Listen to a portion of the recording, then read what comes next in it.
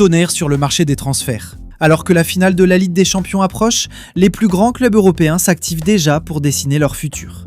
Un prodige portugais dans le viseur du PSG, le Real Madrid qui tremble pour son capitaine de demain, et le Barça qui prépare un coup de maître pour l'après Lewandowski. Bienvenue sur Mercato News Live, on fait le tour complet des dossiers les plus brûlants de ce mois de mai 2026. On commence par la capitale française. Le Paris Saint-Germain figure parmi les clubs intéressés par Matheus Fernandes, milieu de terrain portugais de West Ham.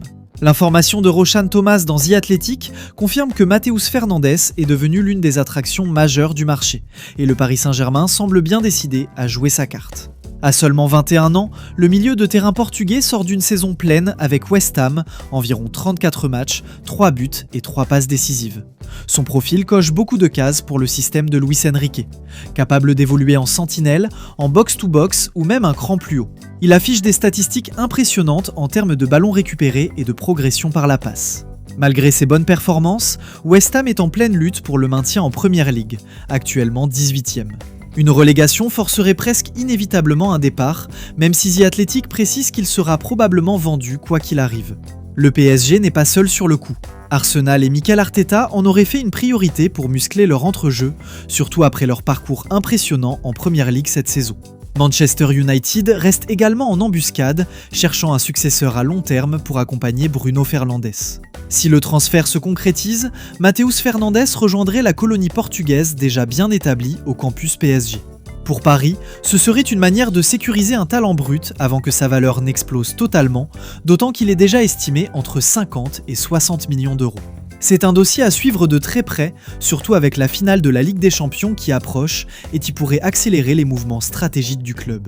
Pensez-vous que son profil soit complémentaire avec celui de Warren Zaïre-Emery ou risque-t-il de faire doublon avec Vitinha ?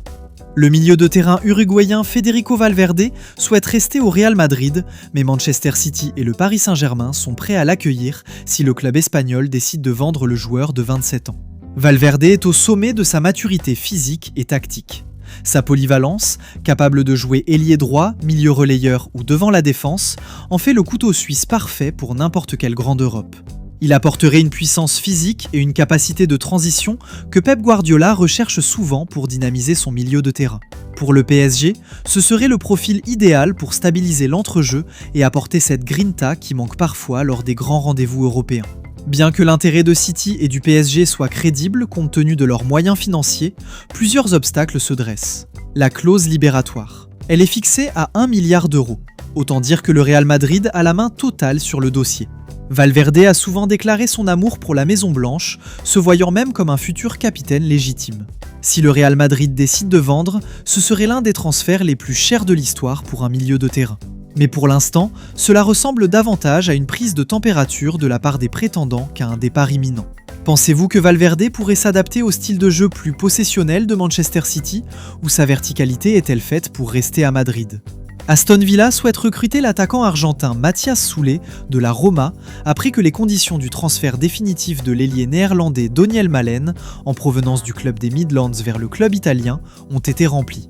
La Dirk 2 rapportée par la Gazzetta dello Sport, l'Argentin est l'une des pépites les plus excitantes de Serie A.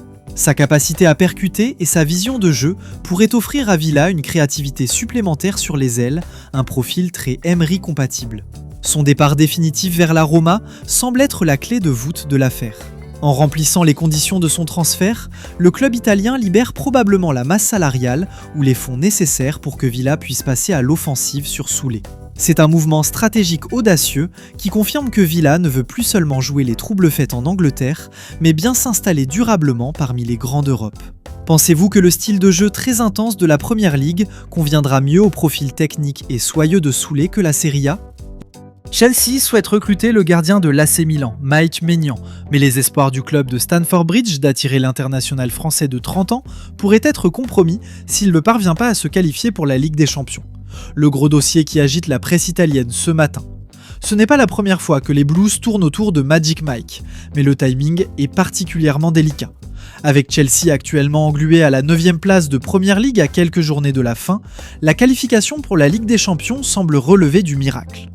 Pour un gardien du calibre de Maignan, qui a l'habitude des sommets avec l'AC Milan et l'équipe de France, rétrograder en Ligue Europa, ou pire, à 30 ans, serait un choix de carrière audacieux, pour ne pas dire risqué. Si l'AC Milan pourrait être tenté par une grosse offre pour équilibrer ses comptes, le joueur, lui, privilégie le projet sportif.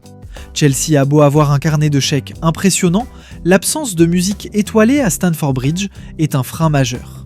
C'est un dossier à suivre de près, surtout pour la hiérarchie des gardiens en Europe, mais sans C1, Chelsea risque de devoir se rabattre sur des pistes moins prestigieuses.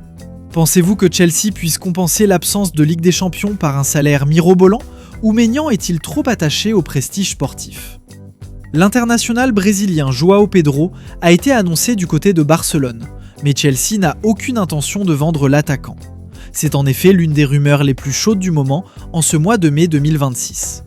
Les informations du Daily Mail confirment que le FC Barcelone a jeté son dévolu sur l'attaquant brésilien pour succéder à Robert Lewandowski, qui semble plus proche que jamais d'un départ vers l'Arabie Saoudite.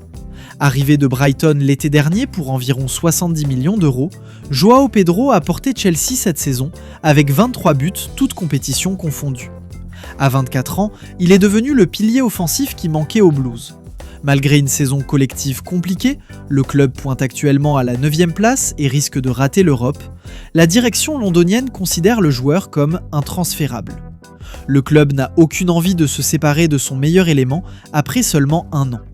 Deco, le directeur sportif catalan, apprécie énormément son profil polyvalent. On parle d'une offre potentielle tournant autour de 80 à 100 millions d'euros, mais avec les contraintes financières du club, l'opération s'annonce complexe. Pour le joueur, tout va se jouer très vite, d'autant plus qu'il devrait être un élément clé de la Seleção pour la Coupe du Monde 2026 qui débute le mois prochain. S'il brille aux États-Unis, sa cote risque d'exploser, ce qui rendra Chelsea encore plus gourmand. Manchester United suit de près le milieu de terrain danois du Sporting Lisbonne, Morten Hjulmand, 26 ans, également dans le viseur d'Arsenal. Morten Hjulmand est devenu l'une des cibles prioritaires en Première Ligue, et le duel entre Manchester United et Arsenal s'annonce intense. Bien que sa clause libératoire soit fixée à 80 millions d'euros, plusieurs sources au Portugal indiquent un accord informel permettant au capitaine du Sporting de partir pour une somme comprise entre 40 et 50 millions d'euros. Une aubaine pour un milieu de son calibre. Un détail qui fait sourire les supporters des Gunners. Hjulmand est un fan inconditionnel d'Arsenal depuis l'enfance. Il a même un tatouage du canon d'Arsenal sur le bras. Cela pourrait peser dans la balance, même si United le voit comme le successeur idéal de Casemiro. Cette saison, il a encore prouvé sa régularité avec une précision de passe de 92% en Ligue des Champions et un rôle de leader incontesté au Sporting. Actuellement en phase de reprise après une blessure au pied, il pourrait faire ses adieux au stade José Alvalade ce week-end ou lors de la finale de la Coupe du Portugal contre Torrense. C'est la grosse rumeur du moment. Côte Offside vient effectivement de confirmer que le FC Barcelone est en pole position pour s'attacher les services de l'attaquant égyptien Omar Marmoush cet été. Sur le papier, ce deal pourrait arranger absolument tout le monde. Avec la fin de cycle qui approche pour Robert Lewandowski, les Blaugrana s'activent pour trouver du sang neuf devant. La piste prioritaire menant à Julián Alvarez, Atlético de Madrid, étant jugée financièrement intouchable, Marmoush apparaît comme l'alternative parfaite. Capable de jouer sur tout le front de l'attaque, buteur ou sur les ailes, il offre une flexibilité totale. Son profil mobile, sa vitesse et sa capacité à presser intensément collent parfaitement à la philosophie de jeu de Hansi Flick. Arrivé à l'Etihad Stadium en provenance de Francfort, l'Égyptien de 27 ans a montré de superbes flashs. Il a encore marqué cette semaine contre Crystal Palace, mais la concurrence démentielle, Haaland, Foden, Savinho, Semenyo, l'empêche d'avoir le statut de titulaire indiscutable qu'il réclame à ce stade de sa carrière. Pep Guardiola et sa direction ne retiennent jamais un joueur qui souhaite partir pour avoir plus de temps de jeu, à condition de s'y retrouver financièrement. Une offre entre 60 et 65 millions d'euros permettrait à Manchester City de récupérer sa mise de départ tout en privilégiant une vente à l'étranger plutôt que chez un concurrent direct en Première Ligue. C'est un dossier à suivre de très près, mais si Deco et la direction barcelonaise parviennent à boucler l'opération à ce tarif, ce serait un coup magistral pour lancer leur mercato d'été. C'est tout pour ce point mercato. Alors selon vous, quelle serait la meilleure recrue pour le PSG ? Et est-ce que le Barça doit tout miser sur Marmoush ? Donnez-moi vos avis en commentaire, on débat juste en dessous. N'oubliez pas de liker la vidéo et de vous abonner à Mercato News Live pour ne rien rater des officialisations à venir. C'était votre journal Mercato, on se retrouve très vite.